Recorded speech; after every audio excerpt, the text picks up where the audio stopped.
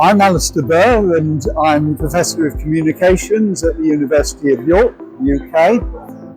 But I'm also the lead for this year-round project that we're demonstrating here at MWC. Right, so our main thing we're demoing is a cell-free test bed, demonstrating a technology variously called cell-free massive MIMO or distributed massive MIMO or just distributed MIMO.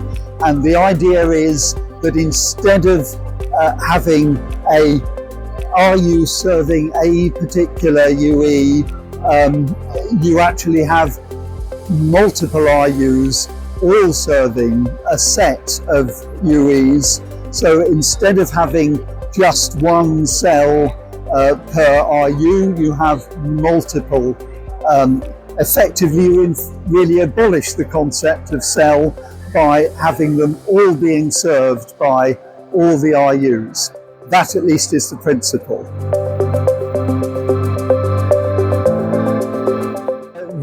The project is funded by UK government, by the Department for Science, Innovation and Technology, DSIT, and because UK government was particularly concerned with the ORAN approach as being potentially a way to improve innovation and reduce vendor lock-in in the mobile infrastructure.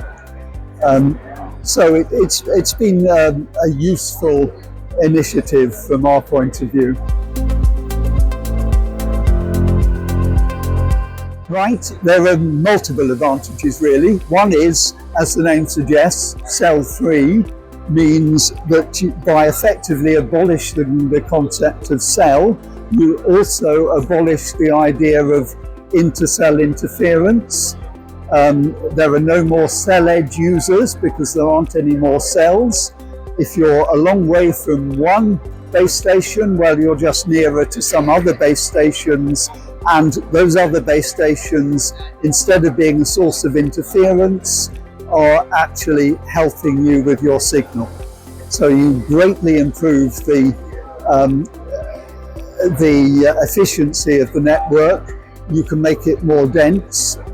And on the other point of view, you can also make it more reliable because you are now, instead of just being served by one base station, which might be disrupted, you are served by multiple base stations all at the same time with a much more reliable connection.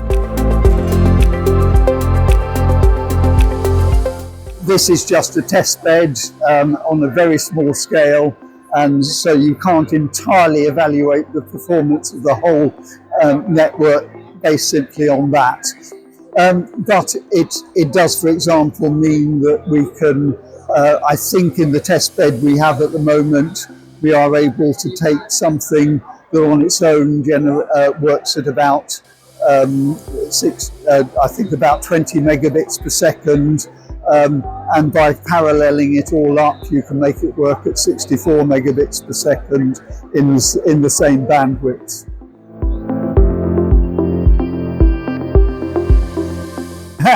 Okay, in a sense, they're not particular to our particular technology. They're really just antennas that we happen to have lying around. They actually come from rather older University of York technology, and they're designed to be extremely broadband. They look a little bit like the old-fashioned Yagi antennas, but the way they're arranged means they can handle a very wide range of frequencies, but we're really only using a very small part of that bandwidth in this application. But they're quite good on this test bed because they enable us to just disconnect the connectors, and that simulates what happens if an antenna fails or is blocked, and shows that the system is completely robust to that sort of disturbance. Right, well, we have fortunately been awarded an extension of another 9 months which will enable us to, I think, take the cell-free technology further.